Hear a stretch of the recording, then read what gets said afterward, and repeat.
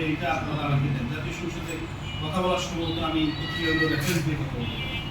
তো তখন যখন চাবেন এমপি হওয়ার পর এক জিনিস, আর প্রিভিয়াস থেকেই আমাদের লোকজনের প্রত্যাশার জায়গা এটা হচ্ছে আরেকটা জিনিস।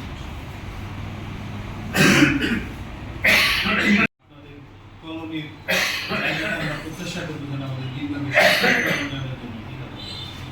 দুই নম্বর জিনিস দেখেন, আমাদের এখানে একটা বড় সংখ্যক হচ্ছে কৃষি নির্ভরশীল আমরা দেখবো। এই কৃষকদের জন্য অনেক কৃষি প্রতিষ্ঠান আছে বা ফসল আছে, নতুন প্রবলেম হচ্ছে। এই ইনফরমেশনগুলো কিন্তু যারা না বিভিন্ন ইমেল আপনাদের সাথে এসে জনসচেতনতামূলক প্রোগ্রাম কৃষি অফিসারের পক্ষ থেকে হচ্ছে কিনা, আপনারা কেউ ট্রেনিং পেয়েছেন কিনা, কেউ কিন্তু জানা নেই বিষয়। কিন্তু যদি আমাদের এখানে কৃষক ভাইদের জন্য একটা আমরা ইনস্টিটিউশন, ছোট হোক যদি একটা ইনস্টিটিউশন করতে পারি, তাদের বীজের সমস্যা, তাদের ফসলের সমস্যা এখানে আসলেই সমাধানটা পাবে, এরকম যেন আমরা একটা করতে পারি। এছাড়াও দেখেন আমাদের বীরগঞ্জে 3,56,000 মানুষ, এই মানুষের আমাদের একটা জিমনেশিয়াম, একটা জিম কিন্তু দরকার। এটা এগুলো দলীয় বিষয় না, এটা জিম দরকার।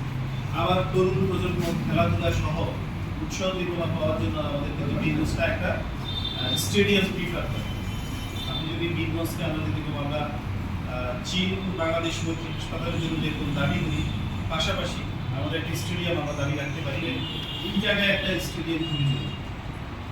এই বিষয়গুলো আমরা তুললেও আমাদের অনেক সময় হয়তো কর্মীদের ভোট চাওয়ার জন্য বলছি, আমরা মানুষের জন্য বলছি, কিন্তু আপনাদের লেখনীটা হবে সাধারণ মানুষের জন্য। তাহলে আমাদের জন্য এই লেখনীটা সহায়ক হবে যে আমাদের সাংবাদিক বন্ধুরা লিখছে। আমি এই পত্রিকাগুলো নিয়ে প্রধান উপদেষ্টার কার্যালয় অথবা আল্লাহ যদি আমাদেরকে সরকার হিসেবে বাবলু ফার্মের মালিক শীত আমাদের সাথে কথা বলা, আমাদের আলু কোলেস্টেরলের যে প্রবলেমগুলো দেখলাম, যে পরিমাণ ভিড় হয়েছে, সেখানে যদি একটা মানসম্মত একটা বা দুইটা মানে থাকতো আলু কোলেস্টেরল, তাহলে কৃষকদের কিন্তু আরও উপকার হবে। শুধুমাত্র সিস্টেম ডেভেলপ না হওয়ার কারণে বলা যায় যে সেটা অনেক সময় লেগে গেছে। এগুলো সুযোগ আছে ইন্টারন্যাশনাল।